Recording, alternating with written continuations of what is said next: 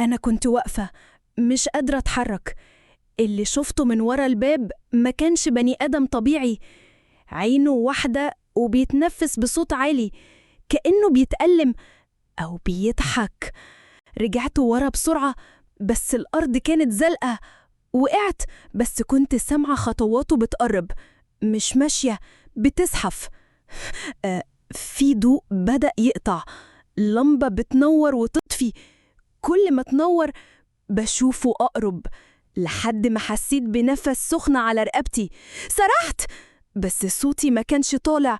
ولما فتحت عيني كنت على السلم، الدنيا فاضية، مفيش حد، الباب مفتوح. خرجت أجري بس وأنا خارجة سمعت صوته بيهمس. محدش بيدخل ويخرج كده. هل أنا فعلا خرجت؟ ولا دي مجرد بداية لحاجة تانية؟ لو سمعتوا همس بيقول اسمك ابعد فورا. أنا سلمى، وده كان آخر يوم عادي في حياتي.